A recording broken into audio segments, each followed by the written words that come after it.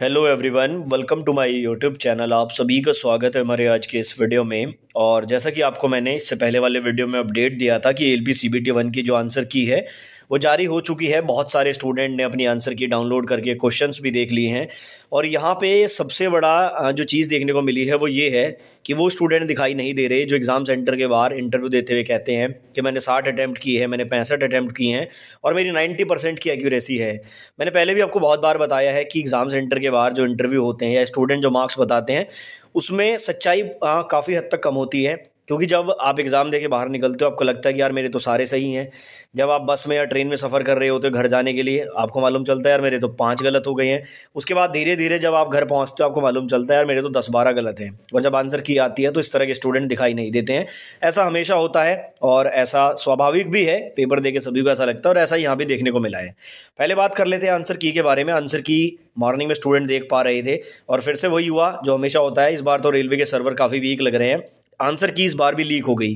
Leak मैं क्यों बोल रहा हूँ, क्योंकि देखो यहाँ पर अभी अभी रेलवे ने एक नोटिस जारी किया, नीचे आप डेट देखो 5/12 की डेट यानी कि आज ही की डेट है। और इसमें इन्होंने कहा है कि जो एएलपी की आंसर की है वो 5 तारीख को 10 बजे से एक्टिव हो जाएगी। यहाँ पर आप देखो 5/12 से 10 बजे एक्टिव होगी। लेकिन उससे पहले ही स्टूडेंट ने, बहुत सारे ऐसे हैं जिन्होंने अपनी आंसर की देख ली, तो फिर आप कह सकते हैं कि कहीं ना कहीं फिर से यहाँ पर चीज़ें लीक हो गई हैं। लेकिन चलो जो भी है, अभी आंसर की काफ़ी लोग नहीं देख पा रहे हैं, अभी लिंक क्लोज है। 10 बजे लिंक फिर से एक्टिव हो जाएगा। अगर क्लोज आ रहा है आपका तो 10 बजे के बाद सभी स्टूडेंट देख पाएंगे। बाकी जिन्होंने अभी देख लिया है उन लोगों ने अपने मार्क्स कमेंट बॉक्स में बताए, टेलीग्राम ग्रुप्स में अपने मार्क्स बताए, कई सारे अदर चैनल्स के वीडियोस में मैंने कमेंट बॉक्स में देखा तो मुझे कोई भी बंदा 60-65 वाला वो दिखाई नहीं दे रहा है जो इंटरव्यू देते वक्त कहता है कि मेरे तो 65 में करके आया और वो भी 95% एक्यूरेसी के साथ। ठीक है ना। मार्क्स बहुत ही कम बन रहे हैं। अगर मैं आपको बताऊं 39, 40, 42, 38, 37 इस तरह के मार्क्स मुझे देखने को मिले। 45 प्लस शायद ही कोई स्टूडेंट है जिसने अपने मार्क्स बताए कि सर इतने मेरे काट फाट के बन रहे हैं। अदरवाइज 40 से आसपास, मतलब कि 42, 43 या 38, 37 इसी के आसपास मार्क्स बन रहे हैं। तो अब ये क्या इंडिकेट करता है? ये इंडिकेट करता है कि कहीं ना कहीं सीबीटी 1 का कट ऑफ काफ़ी लो जाने की उम्मीद है। और हो सकता है कि कुछ जोन में मिनिमम क्वालिफाइंग मार्क्स पे भी सिलेक्शन हो जाए, कुछ कैटेगरी का, जैसे एससी या फिर एसटी कैटेगरी का।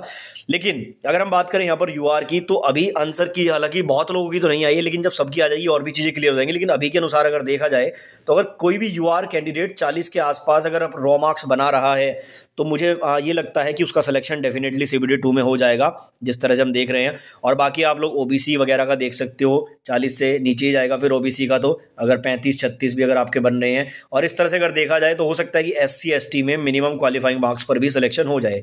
ठीक है, इस बारे में ज़्यादा डीपली नहीं जाएंगे, बस एक थोड़ा सा आइडिया आपको देना है कि स्टूडेंट के मार्क्स अभी तक जो आंसर किए आने के बाद दिखाई दे रहे हैं वो काफ़ी कम है।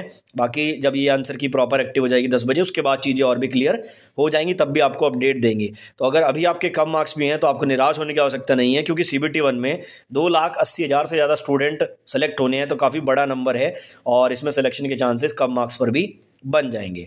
बाकी ये नोटिस टेलीग्राम में दे दूंगा, वहां जाके देख लेना। इसमें कुछ नहीं बताया इन्होंने, बस यही कहा है कि भाई 5 तारीख से 10 तारीख तक जो है आपकी आंसर की आप देख सकते हैं। इसी दौरान आप लोग ऑब्जेक्शन भी रेज कर सकते हैं किसी क्वेश्चन में। अगर आपको डाउट है, 50 रुपये एक क्वेश्चन के लगेंगे अगर वो क्वेश्चन आपका एक्सेप्ट हो जाता है। देखो उसका सिनेरियो क्या होता है मैं आपको बताता हूँ। मान लो कि एक क्वेश्चन आपने ऑप्शन ए टिक किया हुआ है, ठीक है ना, और वो सही है बुक के अनुसार, लेकिन रेलवे कह रहा है कि इसका आंसर बी है, तो आप इस पर ऑब्जेक्शन रेज करोगे कि मैंने ए टिक किया है और ए ही सही है, और रेलवे जो कह रहा है कि इसका बी आंसर है वो गलत है।